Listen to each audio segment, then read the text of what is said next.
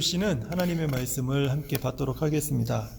요한복음 14장 27절의 말씀입니다. 평안을 너희에게 끼치노니 곧 나의 평안을 너희에게 주노라.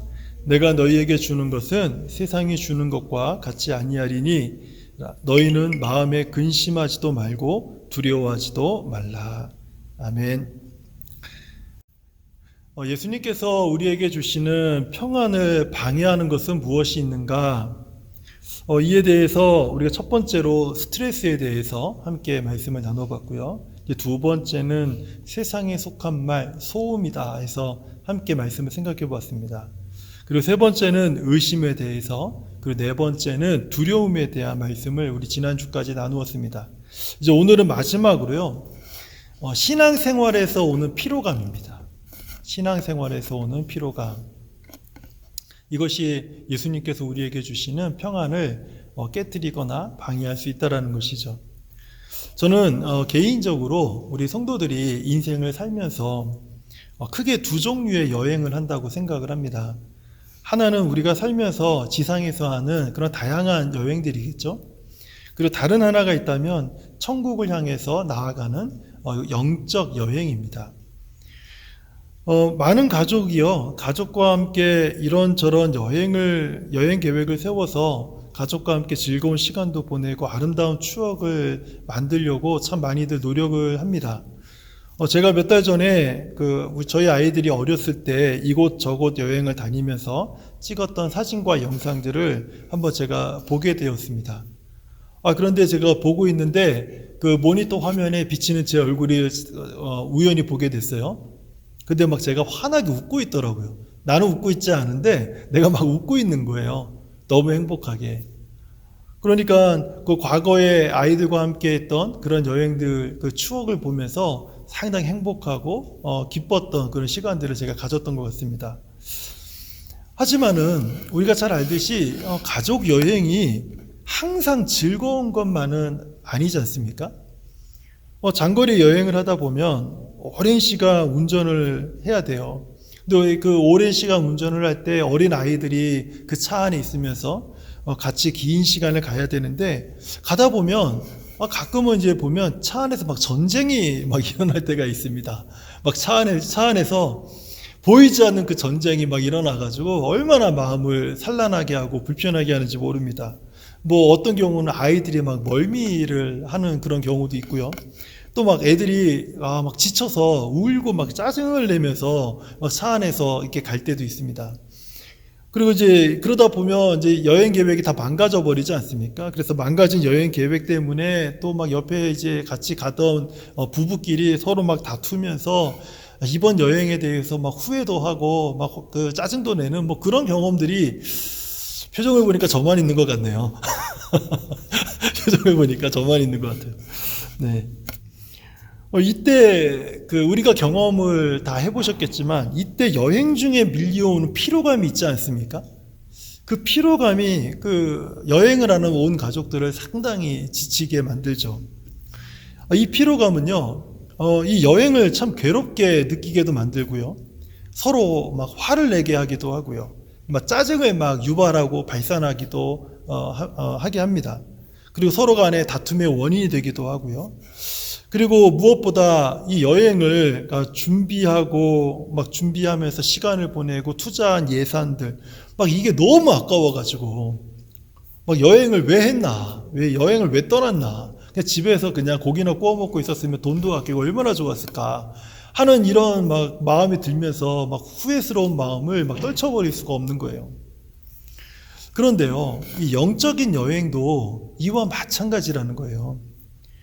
우리가 영적으로 천국을 향해서 우리의 본향을 향해서 그 신앙의 여정을 떠나게 되면요, 뭐 이런 분도 계세요. 할렐루야 찬양하세 내 모든 죄 사함 받고 주 예수와 동행하니 그 어디나 하늘나라. 이렇게 막 신앙생활을 하면서 신앙의 여정을 가다 보면 얼마나 기쁘고 감사하고 죄사함의 축복이 얼마나 큰지 막 이루 막 형용할 수가 없습니다. 그런데 우리 신앙생활이 항상 이렇게 평안하고 즐거우면 좋겠지만 그렇지 못할 때가 있다라는 거예요. 때로는 이 장거리 가족 여행처럼 우리를 지치게 하는 그 피로감이 막 몰려와가지고 신앙생활에 온갖 위기감을 막 조성하게 만든다라는 겁니다. 이런 어떤 이런 피로감 때문에 지쳐있고 위기감을 겪고 있는 성도들에게 성경은요, 곳곳에 우리 성도들이 이 피로감을 느끼는 성도들에게 주시는 말씀들을 곳곳에서 말씀하고 있어요. 뭐 예를 들면 시편 18편 33절입니다. 한번 들어보세요. 나의 발을 암사슴 발 같게 하시며 나를 나의 높은 곳에 세우시며 나를 나의 높은 곳에 세우시며. 이 말씀은요, 그 길이 험준할 때 하나님은 우리를 높은 곳에 두셔서 우리를 안전하게 지키신다, 그런 의미의 말씀이에요. 시편 25편 5절도 한번 들어보세요. 주의 진리로 나를 지도하시고 교훈하소서. 우리가 여행을 떠날 때 가장 중요한 게 가이드 아닙니까? 여행을 정한 그 목적지까지 가는 데 있어서 그 모든 여정의 길 안내, 이게 얼마나 중요합니까? 그런데 그런 여정을 떠나는 모든 성도들에게 성경은 주의 진리로 우리를 지도하시고 교훈하신다, 이렇게 말씀하시는 거예요. 시편 119편 105절 말씀을 한번 또 들어보세요. 주의 말씀은 내 발의 등이요 내 길의 빛이니이다. 우리 성도님들은 여행을 하면서 길을 잃어보신 적 혹시 없으십니까? GPS도 안 되고 지도도 없고 캄캄한 저녁, 겨울 저녁에 길을 잃어버리신 적 혹시 경험이 있으십니까? 저는 있거든요. 캐나다 와서 진짜 길을 잃어버렸어요. 얼마나 두려웠는지 몰라요. 사방에 주유소도 없어요. 가스스테이션도 없고 진짜 그 어두운 길에 저희 차 한 대만 딸랑 남아있는 그런 경험을 제가 한번 한 적이 있어요. 얼마나 불안하고 얼마나 힘든지 몰라요.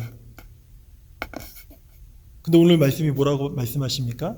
주의 말씀이 내 발의 등이요 우리의 길에 빛이 되신다, 이렇게 말씀하시는 거예요. 그러니까 주의 말씀이 길을 잃어버린다 하더라도 그 말씀이 우리의 길을 비춰주셔서 우리가 잃어버릴 위험에 놓인다 하더라도 잃어버리지 않게 길을 찾아서 갈 수 있게 하신다라는 거죠. 누가복음 1장 79절에는요.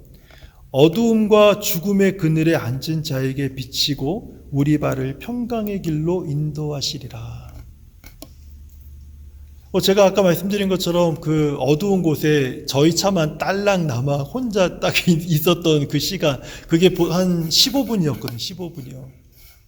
그때 저희 큰애가 그 뒷자리에 앉아서 이런 말을 했어요. 아빠, 왜 우리만 있어?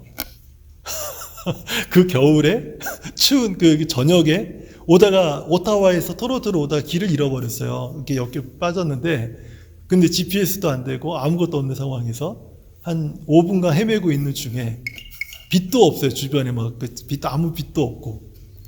그때 온 가족이 다 염려하고 두려워하면서 있는데 그 이야기가 제가 아직도 기억나요. 왜 우리만 있어? 왜 우리만 있어 하는.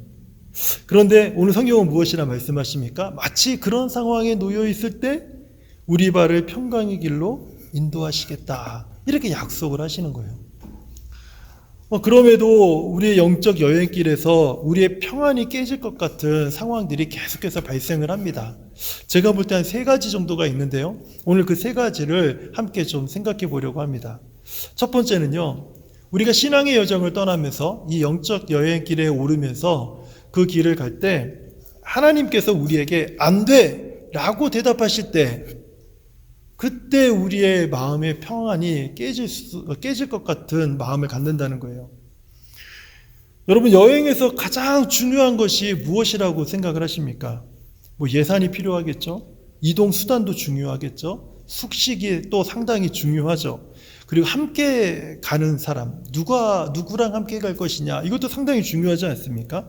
이것 말고도 중요한 것들이 여러 가지가 많이 있겠죠. 하지만 여행에 있어서 목적지가 없다면 여행 자체가 존재할 수가 없습니다. 여행 자체를 우리가 계획할 수가 없는 거예요. 목적지를 정하지 않고는 어떤 여행도 우리가 계획을 세울 수 없다라는 거죠. 목적지가 정해져야 그 다음부터 예산을 세우고 이동 수단을 정하고 함께 갈 사람들도 찾게 되는 것이죠. 특별히 가족 여행에서는요, 목적지에 도착하기 위해서 안 돼라고 거절해야 되는 순간들이 자주 생긴다는 거예요. 어린 자녀들은요, 여행의 목적지에 관심이 없어요. 어린 자녀들은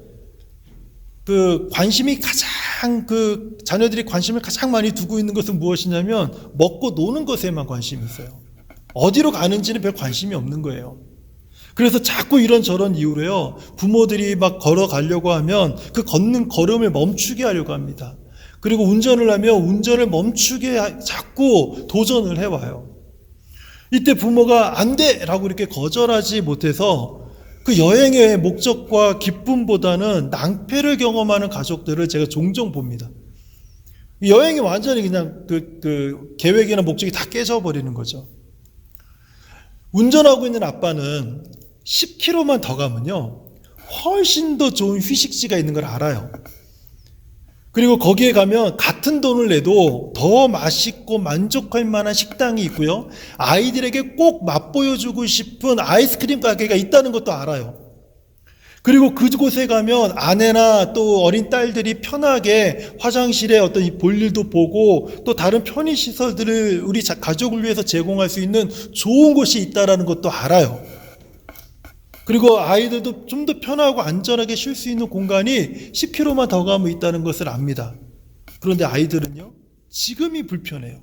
지금을 잘 견디지 못하고요, 지금 쉬고 싶다고 울면서 차를 세우자고 멈추자고 막 이렇게 막 안달을 하고 있는 거예요. 하지만 여기서 쉬면 그 좋은 휴식지는요, 그냥 지나쳐야 합니다. 이럴 때 여러분은 그 아이들에게 무엇이라고 말을 하겠습니까? 하나님께서 때로 우리의 영적인 이 여행에서 안 돼라고 말씀하실 때가 있어요. 이때는요, 하나님의 뜻을 일방적으로 우리에게 강요하고 설득하기 위해서 하나님이 안 돼라고 말씀하시는 것이 아니라는 거예요. 그저 몇 킬로만 더 가고 몇 킬로만 더 가기 위해서 조금만 더 기다리면 우리를 위한 더 좋은 곳이 그곳에 있는 것을 아시기 때문에 안 돼라고 말씀을 하시는 거예요. 하지만 어린 자녀들은요, 이런 안 돼라고 하는 거절에 컴플레인을 할 수도 있습니다. 아이들은 더 좋은 곳에 관심이 없기 때문에 그래요. 그저 목적지에서 우리를 기다리고 있는 축복에 대해서는 아이들은 전혀 관심이 없어요. 그저 지금 내가 먹고 싶고 내가 마시고 싶고 내가 보고 싶고 내가 만지고 싶은 것에만 관심이 있고 그것에만 몰두를 하는 것입니다. 하지만 부모님들은요, 이것을 알기 때문에 자녀들에게 안 돼, 조금만 더 참자라고 이야기를 하는 거예요. 40이 된 어른들도 마찬가지입니다. 40이 된 어른들도요, 이 신앙의 여정 속에서 하나님이 안 돼라고 말씀하시면 거기에 컴플레인하며 이의를 제기하는 사람들이 생긴다는 거예요. 자기 관점에는 직장에서 승진하고 자기 행복을 위해서는 이 직장에서의 승진이 상당히 중요한데, 하나님의 관심에서는요, 네가 지금 직장에서 승진하는 것으로 정신없이 살아가는 거, 그것을 하나님이 원치 않는 거예요. 그것이 너를 위해서 좋지 않다는 걸 아시기 때문에 하나님은 안 돼라고 이야기하실 때가 있다라는 거예요. 이제 30살이 된 이제 그 여성도 마찬가지입니다. 자기 관점에는 자기가 행복해지기 위해서는 안정된 직장이 필요하고요, 아주 근사한 남자가 필요해요. 빨리 결혼도 하고 싶어요. 하지만 하나님 아버지의 관점에는 그녀의 어떤 결혼식보다도 하나님의 나라로 그녀의 마음이 믿음으로 돌이키는 것을 더 원하시기 때문에, 그것이 더 중요하기 때문에 안 돼라고 이렇게 말씀하시는 거예요. 하지만 안 된다고 해서 가정을 꾸리지 못하게 하고 안정된 직장을 허락하지 않겠다는 뜻이 아닙니다. 지금 안 된다라는 거예요. 지금 그저 몇 킬로만 더 가면 너를 위한 더 좋은 것이 예비되어 있다는 것을 알고 계시기 때문에 지금 안 된다고 말씀하시는 거죠. 그런데 이런 안 되라고 하는 하나님의 말씀을 대답을 들으면 신앙의 여정에 있는 우리들의 마음속에 평안이 깨질 것 같은 그런 위기감이 오기도 한다는 거예요. 하지만 하나님께서 안 되라고 말씀하신 것은 우리를 위함이라는 것을 우리가 기억해야 됩니다. 두 번째는요, 이 목적지에 도착하기 전까지 기다리는 시간이 있지 않습니까? 가는 시간 동안 기다리는 시간. 이 기다리는 이 시간이 우리의 평안을 깨트릴 것 같은 그런 마음을 갖게 한다는 거예요. 제가 저희 아이들과 여행을 할 때 아이들이 저에게 가장 많이 했던 말이 있어요. 뭐 비슷할지 모르겠는데요. 이제 여행을 딱 이제 차를 태우고 여행을 딱 이제 출발을 했습니다. 이제 좀 얼마 지나지 않아서 이런 질문을 해요. 아빠, 얼마나 남았어? 다 왔어? 뭐 이런 질문을 해요. 그러면 제가, 아니, 아직 5시간이나 더 가야 돼. 5시간 남았어. 그러면 다시 이렇게 물어요. 그러면 지금까지 얼마나 왔는데? 30분. 그러면 이 30분이라는 말을 듣는 순간 애들이 뭐 인생을 포기하는 것 같은 그런 그 마음과 표정을 지어요. 왜냐하면 이제 지금까지 온 것만으로도 너무 힘든데 앞으로 가야 될 시간이 너무 많이 남아 있으니까. 장거리 여행을 위해서 그 집에서 출발한 지 30분밖에 되지 않았는데 그 목적지까지 가는 데 있어서 아이들에게 남아있는 마음의 여유는요 10분도 채 안 되는 거예요. 사실 이것은 어린 자녀들만의 그 볼멘소리가 아닙니다. 많은 성도들이 하나님께 이와 같은 말을 자주 해요. 시편 74편 10절 말씀을 한번 들어보세요. 하나님이여, 대적이 언제까지 우리를 비방하겠습니까? 시편 89편 46절도 한번 들어보세요. 여호와여, 언제까지니까? 스스로 영원히 숨기시리이까? 주의 노가 언제까지 불붙듯이 하시겠습니까? 이 말씀에서 가장 핵심이 무엇입니까? 하나님 도대체 언제까지입니까? 우리가 언제까지 기다려야 되는 것입니까? 라고 하는 이 볼멘 소리가 이 시편 기자가 하나님께 하고 있는 소리라는 거예요. 우리들도 마찬가지죠. 우리가 질병 때문에 고생하시는 분들은 하나님, 제가 얼마나 이 병마와 얼마나 더 오랫동안 싸워야 됩니까? 가정에 불화가 있는 분들은 하나님, 제가 언제까지 이 남편을 또는 이 아내를 참고 살아야 됩니까? 언제까지 이래야 됩니까? 또 살고 있는 그 집이 좀 못마땅하신 분들은 하나님, 이 작은 집에서 저희 가족이 언제까지 이러고 살아야 됩니까? 더 정말 큰 집을 원합니다. 조금 그 높은 임금을 원하시는 분들은 하나님, 제가 언제까지 이 수고를 하면서 이렇게 낮은 임금을 이렇게 받으면서 이곳에서 제가 일을 해야 됩니까? 왜 제게 길을 열어주지 않습니까? 언제까지 기다려야 됩니까? 우리는 이렇게 신앙의 여정에서 하나님께, 하나님, 제가 얼마나 더 참아야 됩니까? 언제까지 기다려야 됩니까? 이런 말을 자주 한다라는 거예요. 이처럼 기다림은요, 우리를 불안하게 만들고 초조하게 해서 예수님이 주시는 이 평안을요, 누리지 못하게 만듭니다. 그렇다면 하나님께서 우리의 영적 여정에 이런 기다림의 시간을 두시는 이유가 무엇일까요?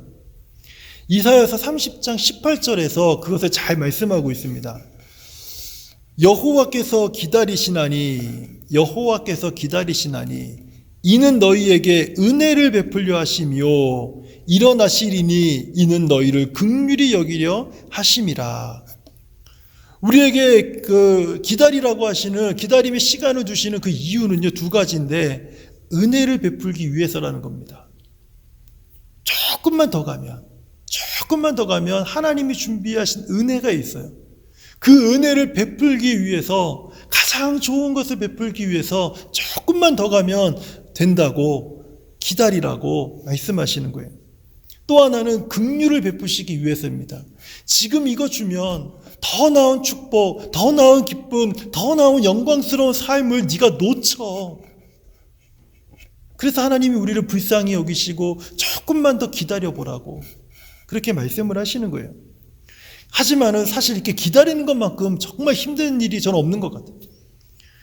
기다리는 것만큼 정말 사람을 그 바짝바짝 그 애간장 태우는 것은 없는 것 같아요. 다 아시잖아요. 다 기다려 보셨잖아요. 그렇죠? 기다림이 얼마나 힘듭니까?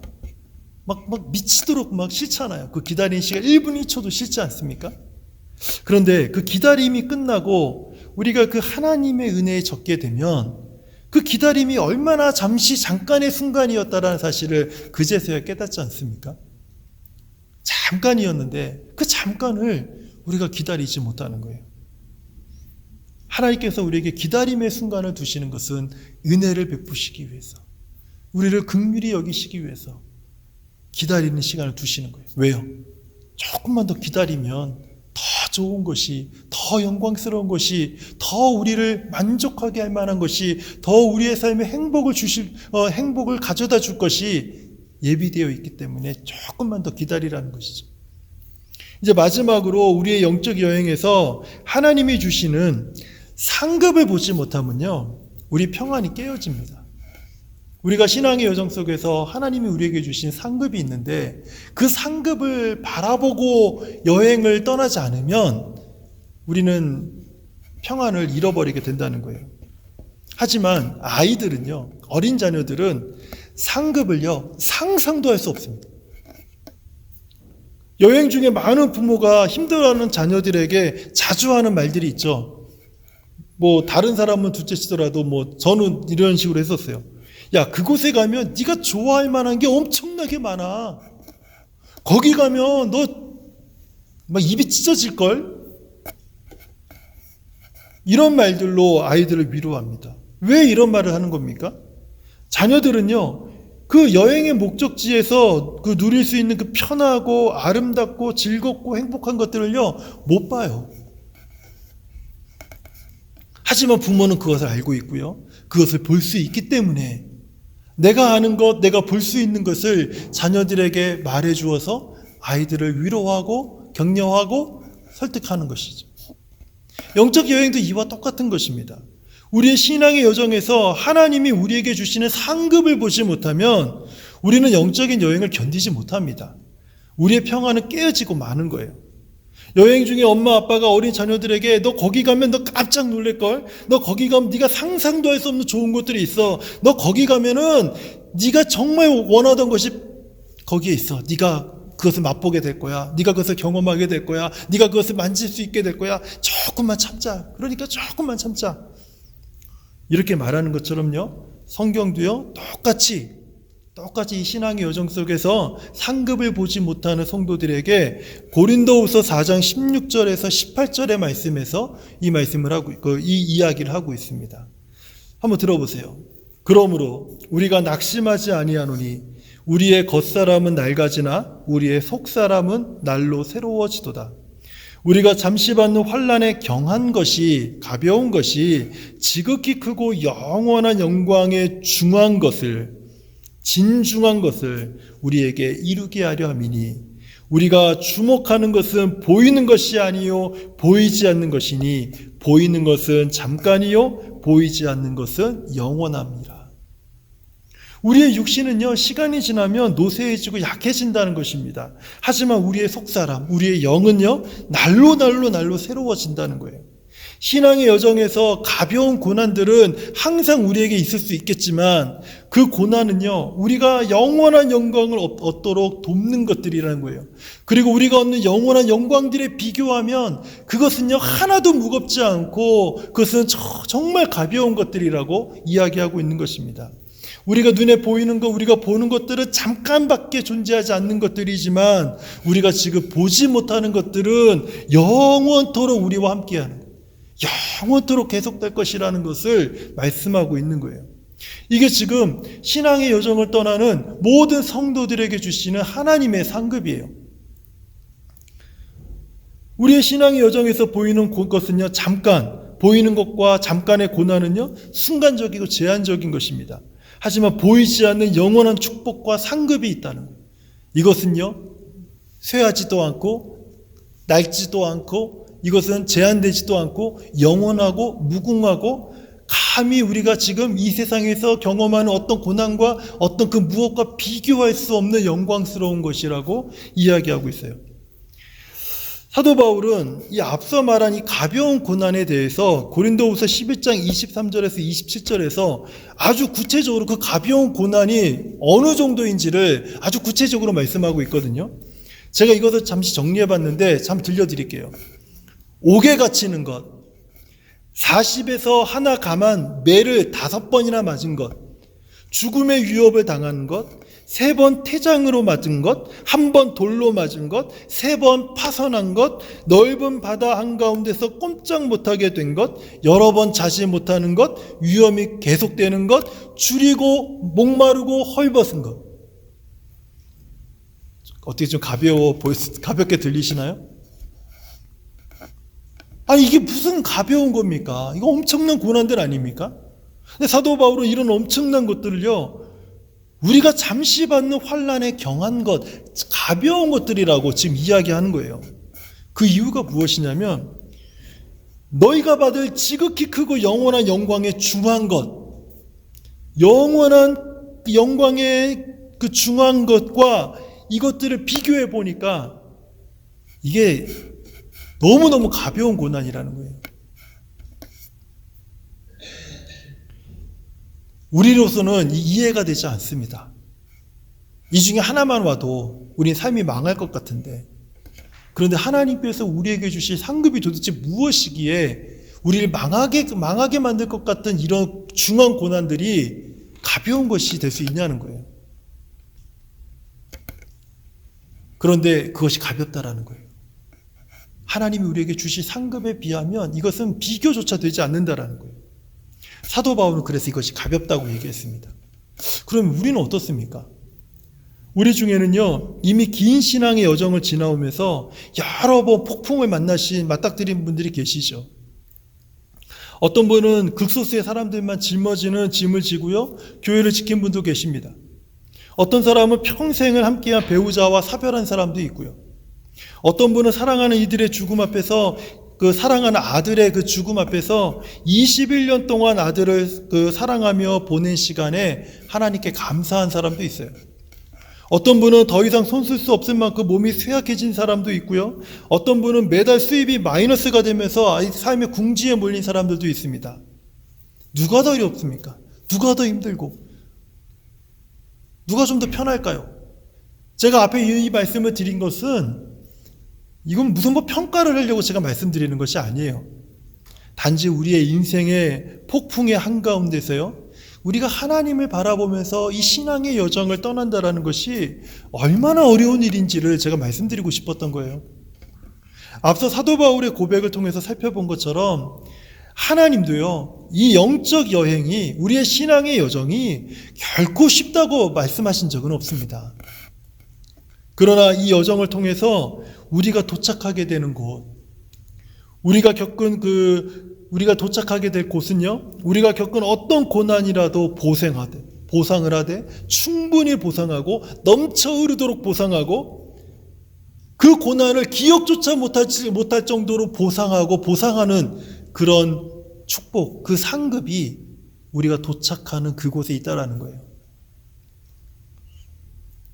오늘 우리가 함께 읽은 요한복음 14장 27절의 말씀을 함께 제가 잠깐 다시 한번 보면서 오늘 말씀을 좀 정리하려고 합니다.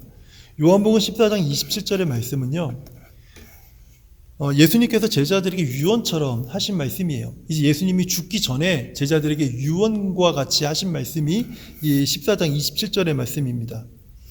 어떻게 보면 이제 앞에서 쭉 말씀드렸던 이 영적인 여행, 신앙의 여정을 시작해야 하는 모든 제자들이 기억해야 하는 말씀이기 때문에 예수님이 십자가의 죽음을 앞두고 사랑하는 제자들에게 유언과도 같이 말씀하신 내용이에요. 다시 한번 들어보세요. 평안을 너희에게 끼치노니 곧 나의 평안을 너희에게 주노라. 내가 너희에게 주는 것은 세상이 주는 것과 같지 아니하니라. 너희는 마음에 근심하지도 말고 두려워하지도 말라. 비록 예수님은 부활 승천하셔서 아버지께로 돌아간다 할지라도 예수님의 제자들은요, 어떠한 신앙 여정을 겪는다 할지라도 평안을 누릴 것이다라고 말씀하는 거예요.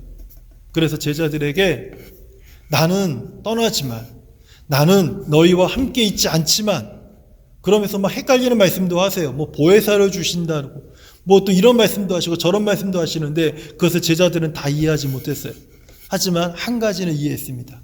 그 메시지가 무엇이냐면, 나는 가지만, 나는 너희 곁에 없지만, 나는 너희를 떠나지만 나의 평안을 너희에게 줄 것이다.